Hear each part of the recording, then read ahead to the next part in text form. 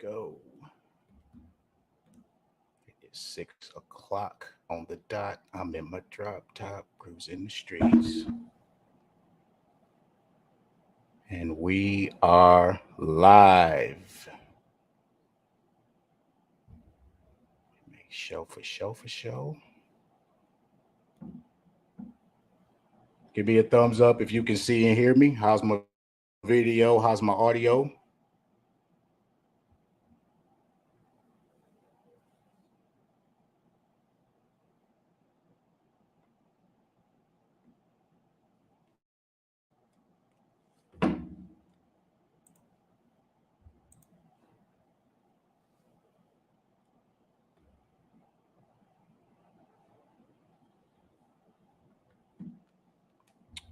Let's see here.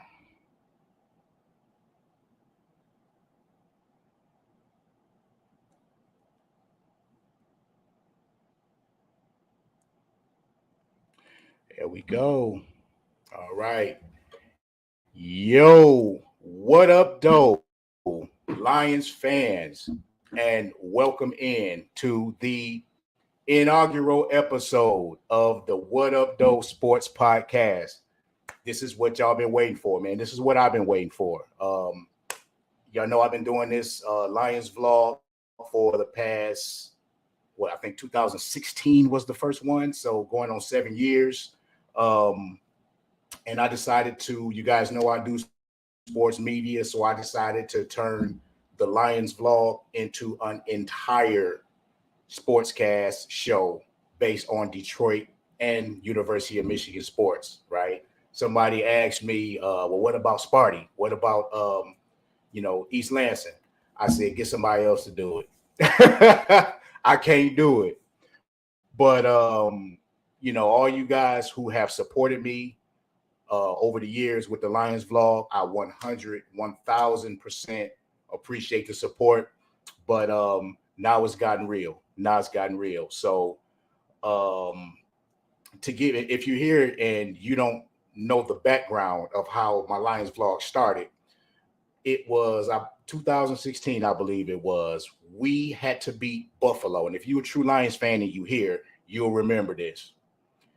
We had to beat Buffalo in order to make the playoffs. Last game of the season. Buffalo was terrible at the time. And we blew it at home. And I was so pissed, I just jumped on Facebook Live and just went ham. And next thing I know, everybody's in my DMs like, bro, you should do that every week. You should just jump on and give us your thoughts after every Lions game because we enjoyed that. And I said, okay. So I started doing that. And now it's turned into a whole podcast, man. So I appreciate y'all. So let's jump right into it because this is going to be an hour show. It's got some format now. So it's only going to be an hour. So let's jump right into it. Of course, the big news is the 2023 NFL draft. Okay. And I guess the stream is working on Facebook because I just got a thumbs up. So let's talk about the draft. This was one of the more weird drafts all around, not just for the Lions, right? It was some moving and shaking. It started off with the Houston Texans trading up to get the 2 and 3 picks back to back, and it just went from there. So, and y'all make sure y'all give me y'all comments because I will be responding. So let's talk about our draft picks, right? So with the first pick, the very first pick of round one at number, at number 12, we took Jahmyr Gibbs, the running back out of Alabama. So that was an interesting pick, right? So if you're like me, you're thinking, if we're going to take a running back that high, why wouldn't we take B. John Robinson, right? Because if you remember, we originally had the number 8 pick. Okay, we originally had the number 8 pick, and we actually traded back to 12 to pick up another pick, which was odd. But B. John was still there at 6. He went, I think, 8th or 9th to the Atlanta Falcons, but he would have been there at 6, right? Now, Jahmyr Gibbs was not on any of our radars, not ours, right? Clearly, he was on the Lions' radar because they drafted him, but he wasn't on any of our radars, right? We were like defense, defense, defense, or Bijan. That was it. That was like the only option, right? Defense, defense, defense. But if we're gonna go offense, we're gonna go Bijan, right? Bijan, we didn't take Bijan, right? We picked Jahmyr Gibbs. Now, I've seen Bama play a couple times this season. I think I saw them play Tennessee and I saw them play LSU. And I'm like, okay, I remembered the kid, but he didn't necessarily jump off the page from the games I remember watching. But those were two of the top teams that they played. I think Tennessee was ranked number 2 or 3 in the nation when they played them. And then, of course, LSU was ranked in the top 5 when they played him. So he was playing some good defenses, right? But then after we drafted him, I went and pulled his film. Hey, man, listen. That boy can cook. He can fly. So he's not the biggest guy, and he's drawing comparisons to Alvin Kamara, right? I've heard Alvin Kamara. I've heard CJ2K. And if I'm going to be honest, I see a little bit of both of them, right? I see Kamara in between the tackles. Kamara is, again, not a very big guy, but he's a one cut and go guy. One cut, find the hole, boom, he's gone. So I can see Kamara in between the tackles, but once he gets in open space, once he hits a sideline, that's when, okay, the green in his hat. I'm like, what is happening? All right. But once he hits a sideline, he's got a gear that most don't have. I posted his film in our Lions group, and he's got a gear once he hits the sidelines or gets to the outside that he can go. I don't care what he ran in the combine. I think they said he ran like a 4.4, which ain't blazing fast. Anything under 4.4 is considered blazing fast, and it definitely ain't slow. But I don't look at that. I look at football speed. I look at how he runs on grass or on turf in equipment with a football in his hand, and boy can go. So not only that, but also like Alvin Kamara, you can also line him up in the slot. You can put him out wide. You can put him in the backfield, and he can make plays in space, right? So he is exactly what we need for our offense, right? We picked up David Montgomery, in the offseason, and that's going to be our number one. That's going to be our starting running back now, probably, right? Depending on what kind of camp this Gibbs kid have. But the way it's looking, David Montgomery is going to be our number one running back, right? But this kid brings a dimension to our offense, almost what Swift did, right? Can run in between the tackles, can make plays in space, can catch the ball out of the backfield. So I got no problems with the Jahmyr Gibbs pick. Now, some people think he might have gone a little bit too high. My boy, AG Aaron Glaspie, shout out to him. He thinks that we drafted him a little too high. And that night of the draft, I kind of sort of agreed with that. I was like, yeah, but when I did a little more research, then we found out that once Bijan Robinson was gone, teams were wheeling and dealing to try to get up to him, right? And he was the number 2 ranked running back in this entire draft. You know what I mean? So Brad, again, I trust Brad. I'm trusting Holmes, man. He ain't let us down yet. So he made sure he got the guy that he wanted, right? So I got no problems with the Jahmyr Gibbs pick. And also, us not having J-Mo for 6 games, we need some more speed out there. Right? So I got no problem with that pick. So let me see what y'all talking about. And Holmes, we look forward to it in the group. Appreciate you, Dan. What's good? And Holmes, we trust the dude is a dude threat. Absolutely. And I try to get my thoughts out and then respond to y'all comments. All right. What up, though, son? CJ2K in 2023, right? He was Bama's best receiver. Exactly. He was a running back, and he was Bama's best receiver. Now, think about that. Think about the receivers that Bama has put out. You know, I mean, hell, One of them just won the Heisman. Devontae Smith, Amani Cooper, Julio Jones. Bama is almost turning into wide receiver U. And to say that this running back was their best receiver, that's saying a lot. That's saying a lot.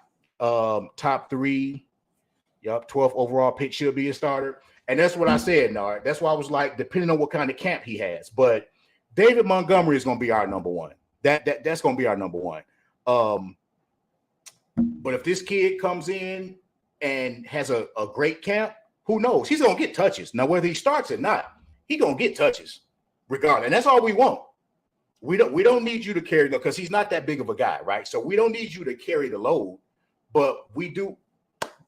From what I saw on film, of course, that's college film, but from what I saw on film, if we can get him in his rookie year, if he can get 10 touches a game, 10, 15 touches a game, maybe, that's what we need. That's all we need out of him.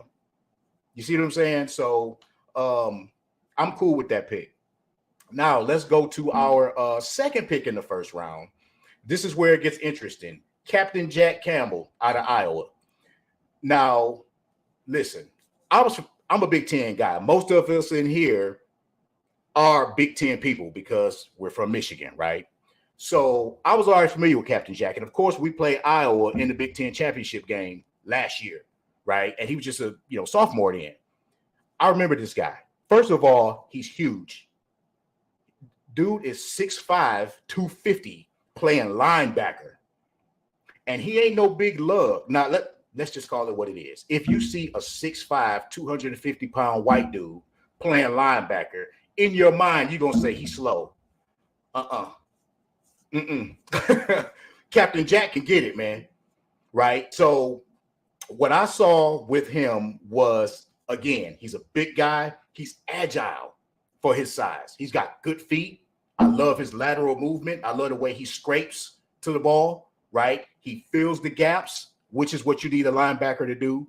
And his closing speed was out of control, man. He's like a heat-seeking missile.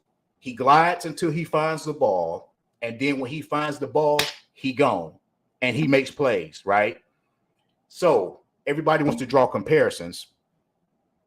I almost look at him. He almost reminds me of Andy Katzenmoyer. Y'all remember Andy Katzenmoyer from the Buckeyes? I can't say that name. That's who he reminds me of. Now, I will say this. Was that because the two things about Gibbs and Captain Jack was where we picked him. Not the fact that we picked him, but where we picked him. So what was it? 18? Yeah. So was 18 a little high for Jack Campbell? Maybe. But I will say this. If you really want this guy, if you really feel like he is what we need, which is what we need, because our linebacking core was crazy bad last year. Not to move up, but to take him that high, time will tell.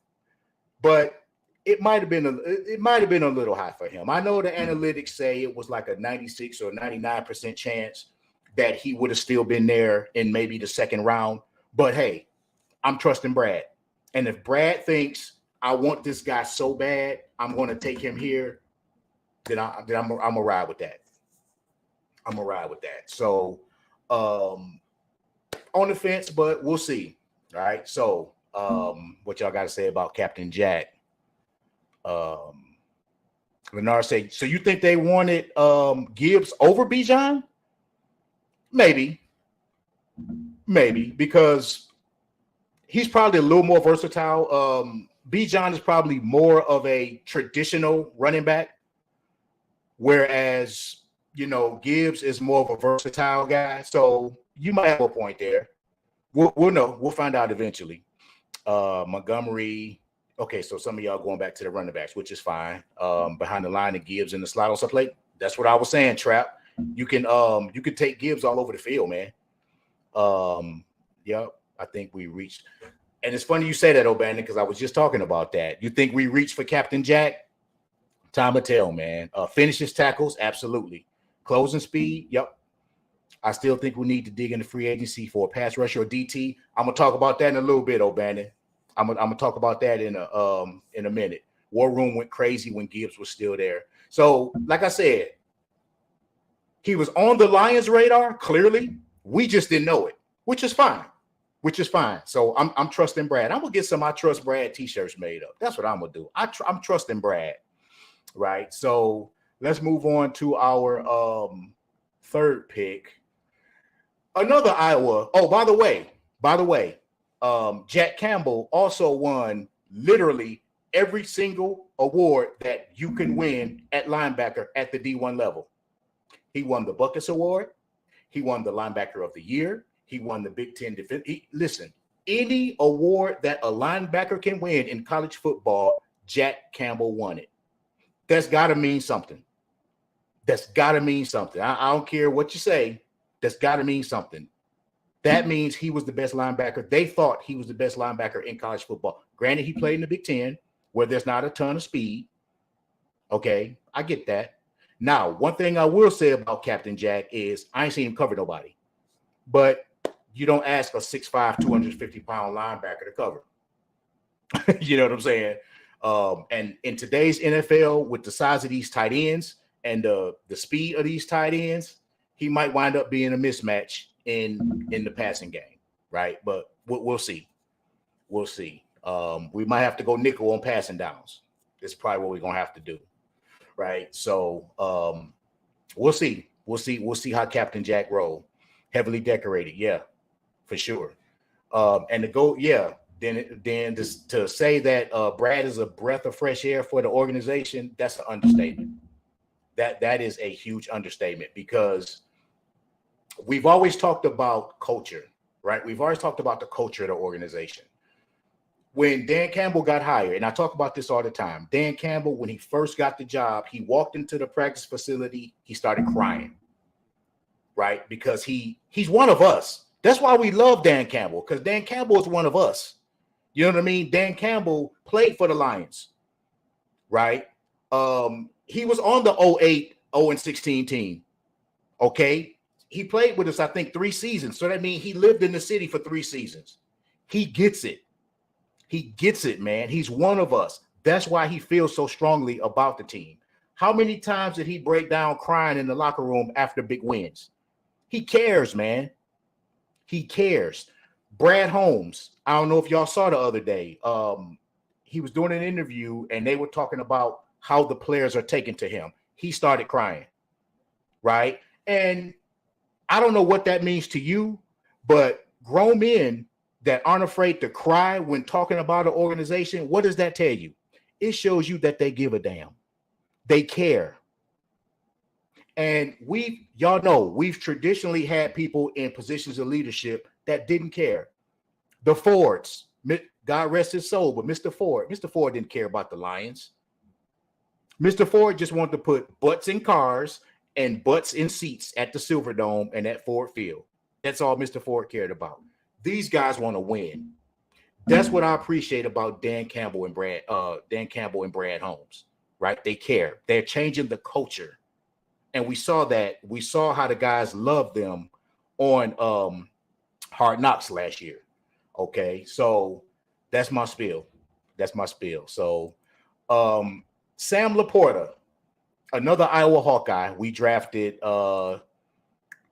in the second round. That was our second round pick, pick that we got from Arizona, right? So let's talk about Sam Laporta. Again, another Iowa guy that I was familiar with because I watch a lot of Big Ten football. This is starting to drive me crazy because the bill of my cap keeps hitting the microphone and it's driving me nuts. So another Iowa Hawkeye, right? That, again, we're familiar with because we watch Big Ten football. Sam Laporta, just like his teammate Jack Campbell, won the most prestigious award for his position in college football. He won the tight end. He was first team All Big Ten, first team All American, and he won the the tight end of the year award. That's got to mean something. That's got to mean something, right? So my notes on Sam Laporta. Another one, huge. Him and Captain Jack about the same size, 6'4", 6'5", about 250 pounds. But this guy is not super fast. He ran a 4.6 at the combine. Okay, which to me looks a lot faster on the field. For a guy to be 6'5", 250 pounds, and to run a 4.6, I'll take that. But you get that. You get that often in today's NFL because these guys are big and fast and just ridiculous. That's just the way it is, right? But the thing that I noticed the most about Sam Laporta got some wiggle in his hips. Pull this film. I watched this film. Sam Laporta can go, right? He ain't just a big lug that lumbers down the field. I've seen him plant his foot and cut. I've seen him hurdle guys. I've seen him run around people. I like him. And ever since we lost TJ Hawkinson, which, again, another Iowa guy. I don't know what it is about Iowa with us and the Eagles with Georgia players, right? Something about us, we love Iowa ball players. So when we had TJ Hawkinson, TJ was a man-child on the field. TJ was big. TJ was fast. TJ could catch. TJ could block. But TJ stayed hurt a lot. Right? So once we traded him to the Vikings, we were kind of doing tight end by committee. And I liked our second and third string tight ends. But neither one of those guys were particularly it. Right? They were good, but I don't know if they were it. Right? Sam Laporta has the potential to maybe be it. So everybody likes to draw comparisons. I draw the comparison to Dallas Clark, another Iowa tight end, right? A lot of people compared him to George Kittle. I can see a little George Kittle. He ain't nasty like Kittle. Kittle is nasty. Kittle is probably the best blocking tight end in football. He catches everything. He plays nasty. He plays with an attitude. He plays mad. I don't see that in Laporta. I see the same skill set, but he doesn't play as nasty to me as George Kittle does. But I like the pick. We did need a tight end. We did need a playmaking tight end. Okay. So I like the Laporta pick. All right. So let's go to our next pick, which was now. Check this out, y'all. This is a sleeper right here. 45th pick in round 2, we picked Brian Branch, the safety out of Alabama. Okay, so again, I watched a couple of Bama games. This kid jumped off the screen. First of all, once again, first team All-American. First team All-American playing in the SEC. That's got to mean something. He's a big kid. I think he's about 6 foot tall, which, is decent size. He's 6 foot tall, about 200 pounds. He can move. He can hit. I like Brian Branch. That's going to be a sleeper. Now, and I understand that pick because we got Kirby Joseph, right? Kirby Joseph had his coming out party against Green Bay last year, and he was the guy, right? So that's our free safety. Okay. Right. Exactly, O'Bannon. He was the highest rated safety in the draft, and we got him in the bottom of the second round. Excellent job, Brad. Excellent job. Right. So my nephew remind me of myself. My nephew was cold-blooded, man.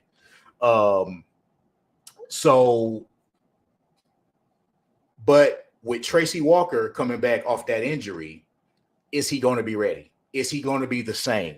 Right. So that was a safety pick, pardon the pun. That was a pick to say, we know we got Tracy Walker coming back, but is he going to be back? We need to have somebody. We need to have somebody in the queue just in case Tracy Walker ain't back to where he needs to be. Okay. So I really like that pick. I think that is the sleeper pick of our entire draft right there. Again, another one that wasn't on our public radar, that when they picked him, I was like, okay. And we drafted a safety from Notre Dame too, and we'll talk about him in a little bit. But that Brian Branch kid, I like that one. I like that pick a lot. So what y'all got to say about that? My boy Adam Pena says, I'm late to the party, but have the Lions addressed the running game and offensive line, your favorite positions? Well, to answer your question, AP, our offensive line was one of the best in football. We're good across the board as far as our starting five. We did add a little bit of depth. We did pick up a couple of guys. We did draft a guy out of William and Mary, I think in the 7th round. Running back, yeah, you missed that conversation, bro. But we'll revisit it a little bit later on. But yes, we definitely addressed the running back position. Dan say he will make his mark once he learns the program with finesse. You talking about Sam Laporta? I agree with that. He's got the physical tools, big time. Yeah. O'Bannon say the rotation. Yeah, our defensive backfield rotation is going to be nuts. Of course, with the the free agents that we picked up, I like it. Brad is building a team like the 04 Pistons, role players that will pack a punch and make their mark to be championship caliber. Well done. And you know what? That's a good point. What I think Brad does, Brad don't pick the sexy guys. He don't. B. John Robinson was the sexy pick. Right? He picks the guys that while you looking over here, I see something over here that you probably missed. Those are the guys, and he is the master at that. Mind you, let's go back. And most of y'all that are here probably already know this. This man built a Super Bowl team in LA with the Rams. The Rams were horrible when Brad Holmes took over. He took that team to the Super Bowl. Oh, by the way, who was his quarterback? Jared Goff. Yeah. So blue-collar guys, that's right. Guys who just almost like a Belichick. Belichick never went for the sexy guys. He never went for the big-name guy. I mean, Randy Moss. But he never went for the sexy picks. He went for guys that fit his system and fit what he does. And I see the same thing in Brad Holmes. He's picking guys that are good for what we do, not for who the public thinks we should pick. And I'm with that. That's a man who does his homework and knows his job, right? So now y'all know, O'Bannon, you and I have talked about this. We got our guy. Y'all know I was screaming from the mountains about Hendon Hooker from Tennessee before he got hurt. And before he got hurt, he was in the Heisman conversation. Hendon Hooker was in the Heisman conversation before he got hurt. At one point, he had Tennessee number 2. I don't think they ever made it to 1, but at one point, Hooker had Alabama like number 2 or number 3 in the nation. And then he hurt his knee. And I told y'all, I said, this kid, he's got a huge arm. He's not fast, but he can move. I'm going to tell you who he reminds me of in a second. He can move just enough in the pocket to be dangerous, to buy time to make throws. But he's got a huge arm. And absolutely getting a Hooker jersey. The Lions drafted a black quarterback. Absolutely, I'm getting a Hooker jersey. I don't care if you don't play a snap, but I was screaming from the mountaintops, this is our guy. And then I think a few days before the draft, when he visited the Lions, I posted, I said, if we can, because we knew he wasn't going to go high because of the knee injury. Okay. I said, if we can somehow score this kid in the mid rounds, that'll be a win. Sure enough, round 3, pick 68, in a pick that we got from the Denver Broncos, we get Hendon Hooker. Now, is he going to be ready for camp? Probably not. Will he play in the preseason? Yeah, again, probably not.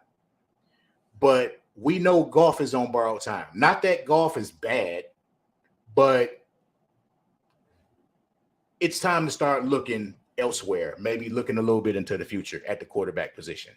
Goff is a great game manager, which is, like I said, Holmes took that team to the Super Bowl with him. But let's not kid ourselves. They were loaded. They had Todd Gurley. They had a ridiculous defense with Aaron Donald and all those guys. So yeah, okay. But Hendon Hooker can possibly be our quarterback of the future. I'm gonna tell you who he reminds me of. He reminds me of Steve McNair. Big guy, big arm, not the fastest guy, but can move. That's who he reminds me of. So we will see. The last one we had was dude from EMU, Charlie Batch. Yeah, the Lions don't really mess around with black quarterbacks like that. Never have. Dante Culpepper and Charlie Batch are the only ones I can remember in recent memory. And Dante Culpepper was a shell of himself because he was coming off that knee injury at the time. We all saw it coming with the teams that were ahead of us with established QBs. He traded down just enough to grab him. Holmes, he saw the same thing I saw. Yes. Hendon Hooker. I like it a lot. J-Mo wasn't ready when we got him either, but when he's unleashed, oh boy. We're going to talk about him. We're going to talk about his behind in a little bit. We're going to talk about J-Mo in a minute. So we got our guy, Hendon Hooker, man. I like that pick a lot. Now, we get into the bottom of our picks. Round 3, pick number 96, we took Broderick Martin, a defensive tackle out of Western Kentucky. So, again, playing at Western Kentucky, I'd never heard of the kid. I'm just going to be honest with you. I'd never heard of the kid. So, of course, I'd never seen him play, never paid him much attention. So I pulled this film.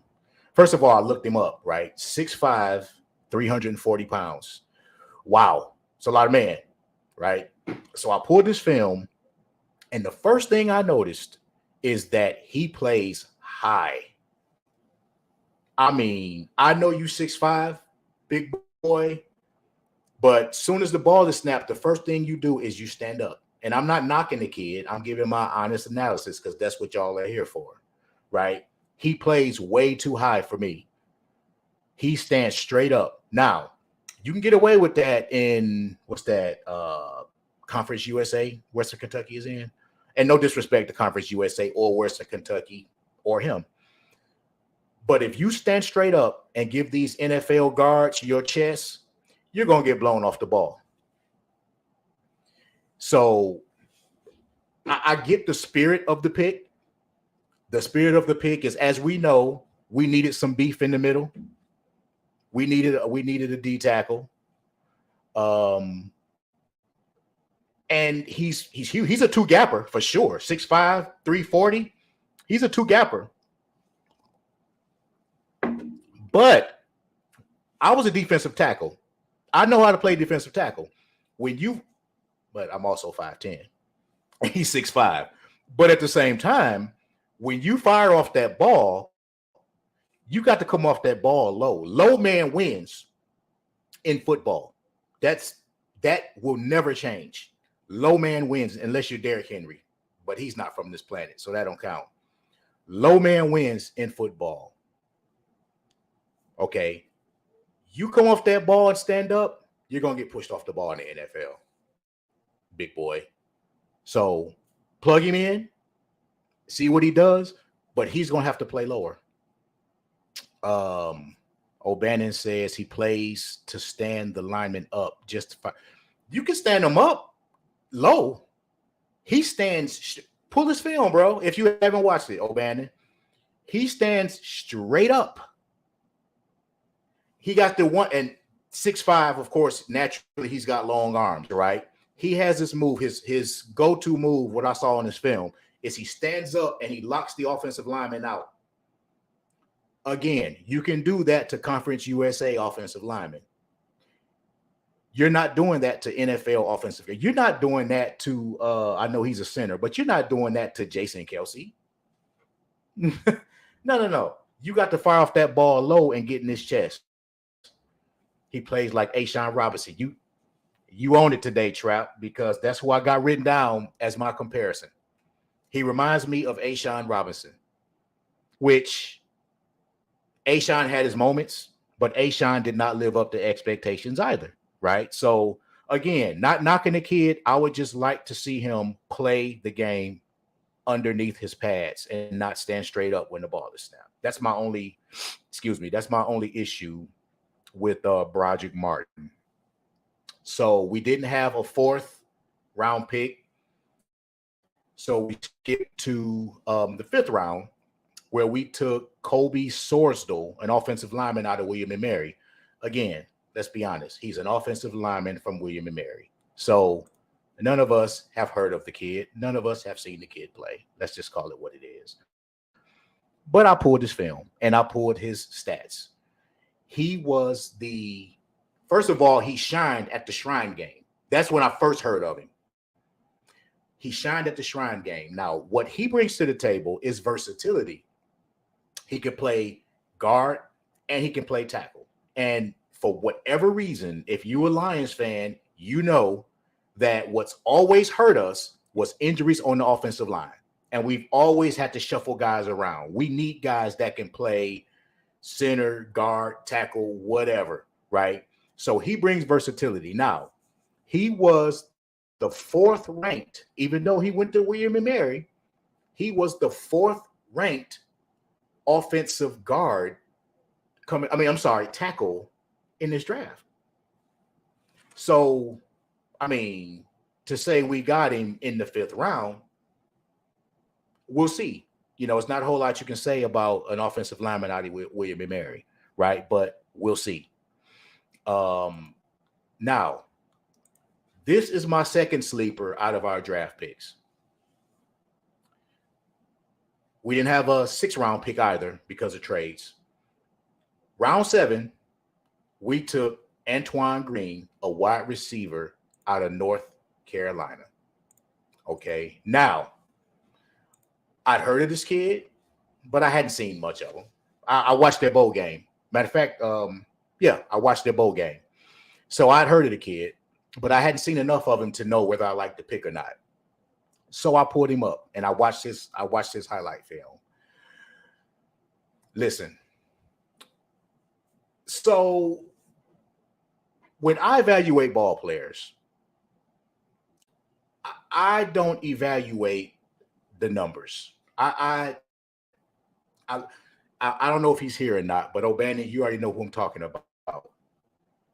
Delano, he's number guy, number stat. And I'm not knocking him. I'm just saying this is where he and I disagree often.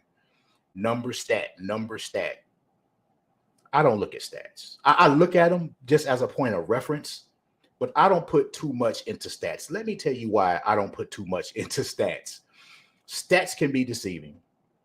So this kid had 43 catches off the top of my head, 43 catches, I think 800 yards and 7 touchdowns. If you just look at that on paper in 13 games, you're going to say, yeah, that's not that impressive. However, stats can be deceptive because stats rely a lot on circumstances, right? Let's just say you're evaluating a wide receiver from Nebraska, a team that traditionally runs the football, right? You have to go back to what? Irvin Fryer, the last Nebraska wide receiver that did anything in the NFL. So I don't look at his numbers. That could be maybe you could be talented as a wide receiver. But what if you don't have a quarterback that can get you an accurate football on time? What if you don't have an offensive line that can hold up to allow the quarterback to get you an accurate football on time? What if you don't have a running back to take a little bit of the pressure off of you to open up the field for you? What if you don't have any other complementary parts? What if you're in a system that doesn't feature wide receivers? That's why I don't look at stats. I look at film. I look at what you do. You might not get but one ball per game. I'm going to look at what you do when you get the ball in your hands and what you do after you catch it. So when I looked at this kid's film, this kid is a big kid. He's 6'2", and I think like 210, 215 pounds. So he's a big kid. He's got long legs. He's got long strides, and he's a big play guy. All 7 of his touchdowns were 30, 40, 50-yard bombs, right? He's a big play guy that can stretch the field. And to say we got him in the 7th round, well, I'm not saying he's about to be that guy, but from what I saw on film, he is what we could use. He's what we need. He kind of reminds me of, remember what Josh Reynolds was for us last year? Josh Reynolds was a big, tall guy, lanky guy that could stretch the field, that could make big plays. That's kind of who he reminds me of when I watch him play, right? And don't forget, I was just about to say that, Trap. Man, are you in my notes today? I was just going to say we brought Marvin Jones back. So now they got to worry about Marvin Jones, and they got to, of course, worry about Amon-Ra. That's where this kid should be able to open up the field and allow those guys, which, as we know, Amon-Ra is a underneath specialist. Amon-Ra ain't a big guy. He ain't a fast guy. He ain't going to beat you downfield. He's like a Golden Tate. He's an underneath guy, right? So if we get this guy that can take the top off of the defense, since we're going to be without J-Mo for 6 games. That's what J-Mo was here for. But now we without him for the first 6 games of the season. If we can get this kid that can stretch the field out and open up that underneath for, oh, by the way, our new tight end and our receivers, and just until J-Mo get back, that's worth a 7th round pick, right? So no complaints about that pick, right? Now, those are all the draft picks, right? Now, I will say this. Y'all know me. Every one of these kids, I can say I like the pick. I can say I dislike the pick, whatever. But all of these kids were college football players, right? How many players have we seen play college football at an elite level and then get to the league and fall on their face? Nobody knows. We don't know. Brad Holmes don't know. Nobody knows if any of these guys are going to be what they are cracked up to be. And who knows? One of these guys, there may be a Hall of Famer in here. We don't know that.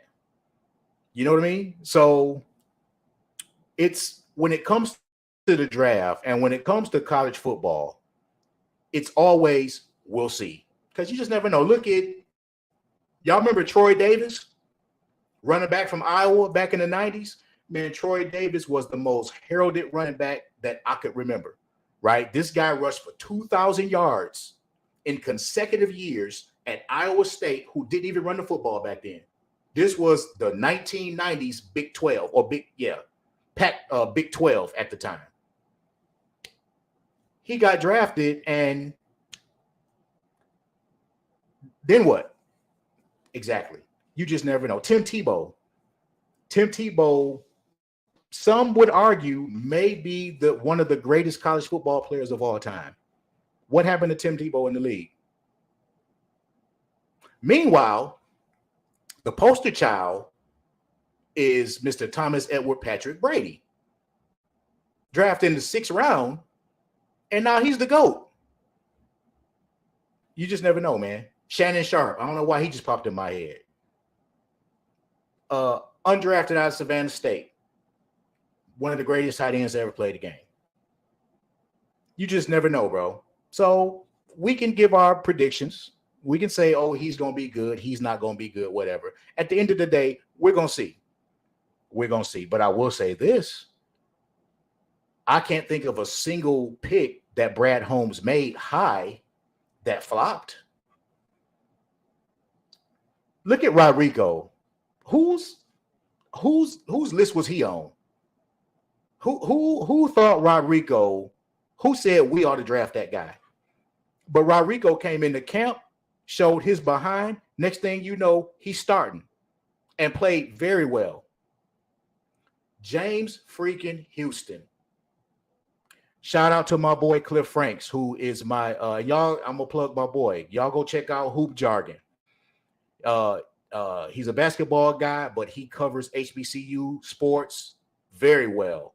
When we drafted James Houston, he sent me a text and said, bro, y'all got one out of Jackson State. I was like, okay, we'll see. Then I started looking at James Houston, realized that James Houston started at Florida and left because he got into a little bit of trouble. That's how he wound up at Jackson State. But who knew that James Houston was going to? Do y'all know that the first time he suited up was on Thanksgiving? That's in late November. He had 3 sacks and almost led the team in sacks and only played half of the season. You just never know, bro. You just never know who's going to do what, right? So let's talk about the free agents, the UFAs that we brought in, undrafted free agents, for those who may not be familiar with that term. We brought in Chase Cota, a running back from Oregon. I'm sorry, a wide receiver from Oregon. I don't know much about this guy, but I do know this. If he's a wide receiver from Oregon, one thing I'm sure he can do is run. Because if you play wide receiver at Oregon, you fast. So maybe that'll be another, what's his name? The return guy, number 11, little bitty guy. Maybe he'll be another one of those special team guy for us. We brought in Adrian Martinez, the wide receiver from the quarterback from Kansas State. Saw a little bit of him. Yeah, okay. Depth chart, practice squad guy, and that's fine. Let's see who else. Zach Morton out of defensive end out of Akron. Ryan Swoboda, offensive tackle out of UCF. Isaac Darkangelo. I just like his name. Isaac Darkangelo, linebacker out of Illinois. Connor Galvin, offensive tackle out of Baylor. Familiar with him, living in Texas, covering Baylor. Maybe something there. Starling Thomas, cornerback out of UAB.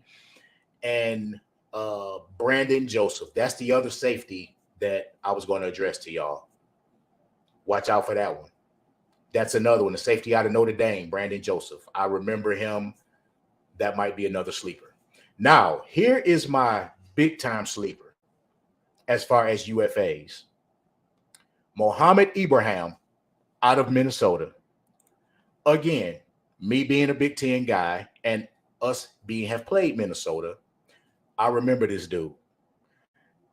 Little guy, short anyway, 5'8", but he's 200 pounds. And he just set a Minnesota school record for touchdowns, right? So I pulled this film. I'd seen him play some watching Big Ten football, but I pulled this film, right? I would say majority of his touchdowns were inside the 5-yard line. Big time red zone scoring machine.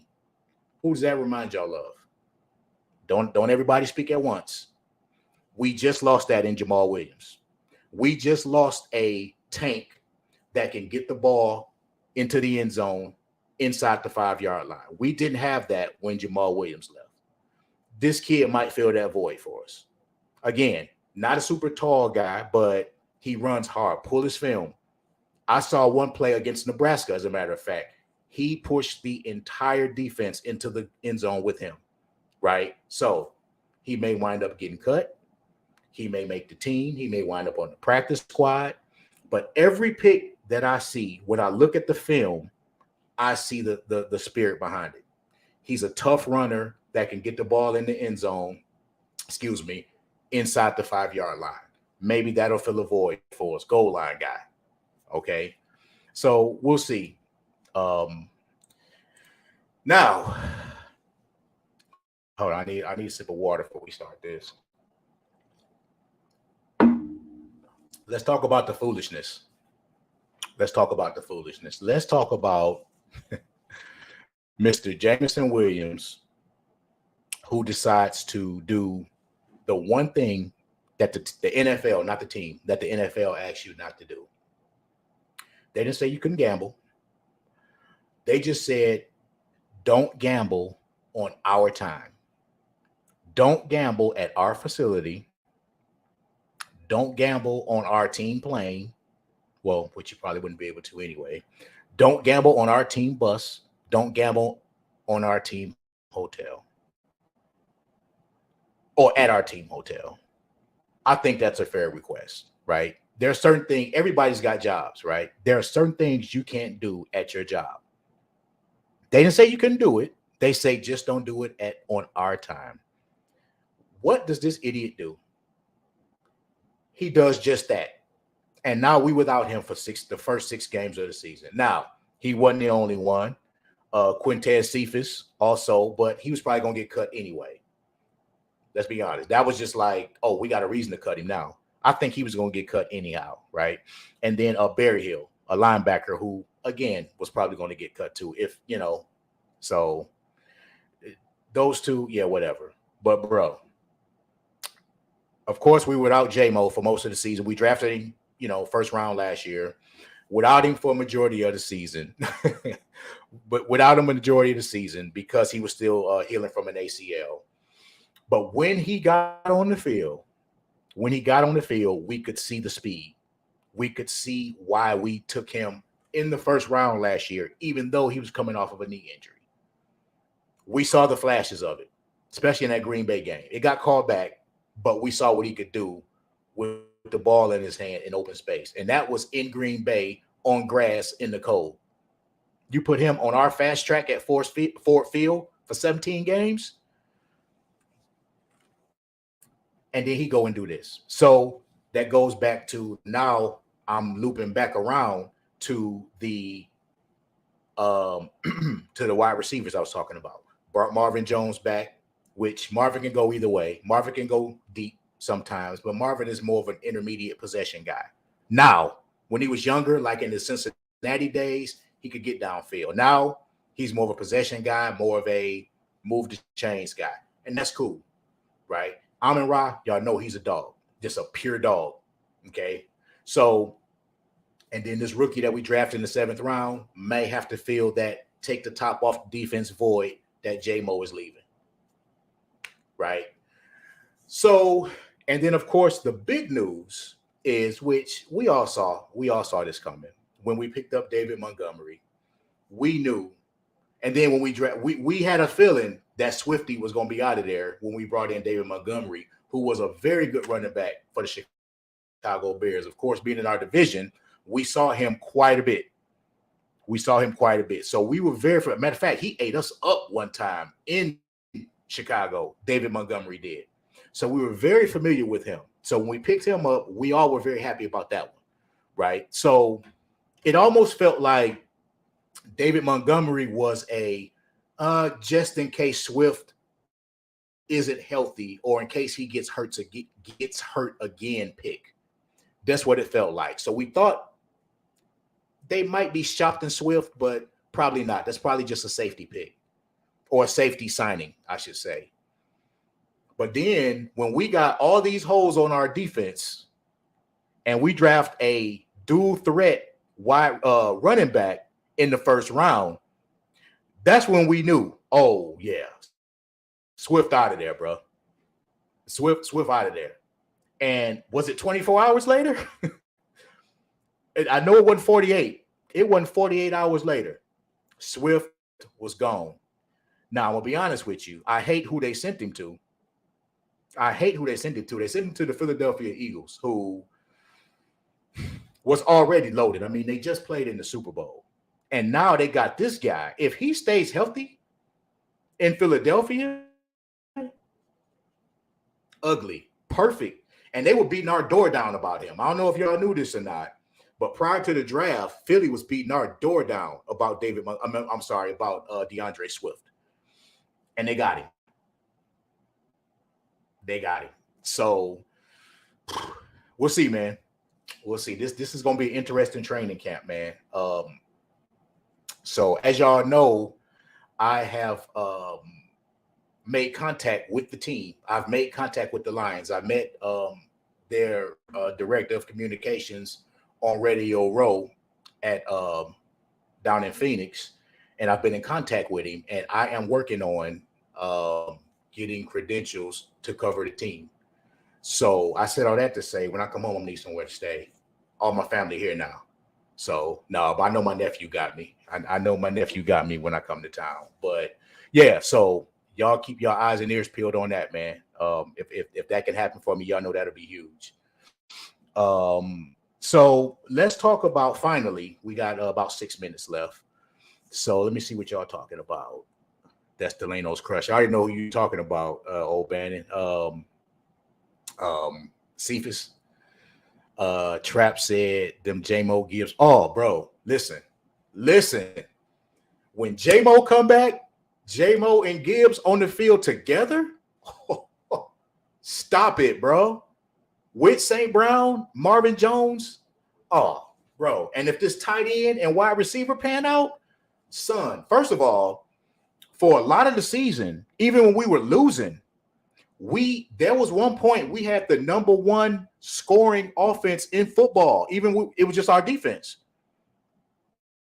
Now we wound up with the number 4 ranked offense in the league last season. And mind you, this is without Swift. Swift wasn't a factor last year. So now you add this guy, and then with J-Mo back, bro, our offense is going to be stupid. Now, somebody said something about addressing the defensive line, and I talked about that with a big boy out of Western Kentucky. So our offense is going to be scary next year, but I still got questions about this defense.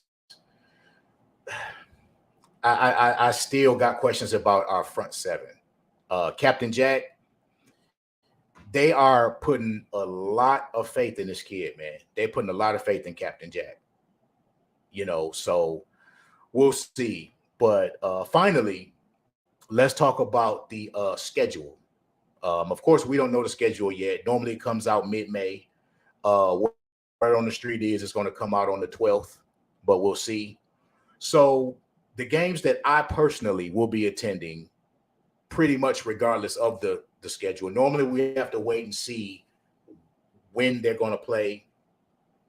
The games that I'll be attending for sure, we go back to Dallas. We go to New Orleans. Those are driving distances for me. Dallas is 4 hours. New Orleans is 5.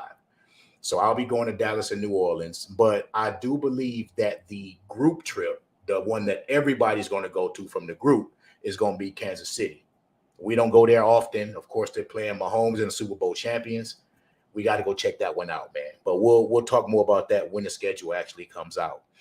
O'Bannon said we need to address pass rush and DT and free agency. So starting pass rush, we're good.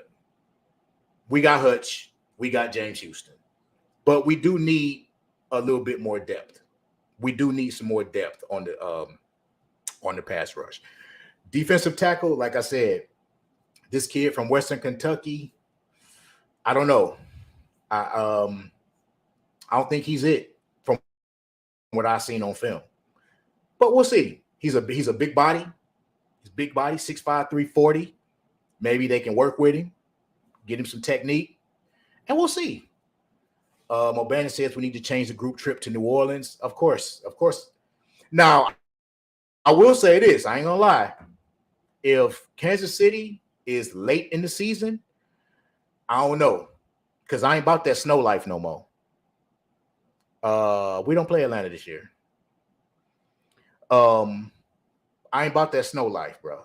So if Kansas, now I don't mind the cold, and I don't mind being in cold weather. We went to Green Bay last year. I just ain't about that traveling in the snow because flights get canceled and travel gets wonky, and I ain't about that life. But New Orleans is indoors. Dallas is indoors. So. And, of course, I'm coming home for the home opener, no matter who we playing. That's my new thing, Nard. I know you got me. I will be coming home for the home opener every year, right? Bring it up in the group, O'Bannon, and see if everybody want to go to New Orleans. But I'm going to be there regardless. I mean, I say that's a 5-hour trip.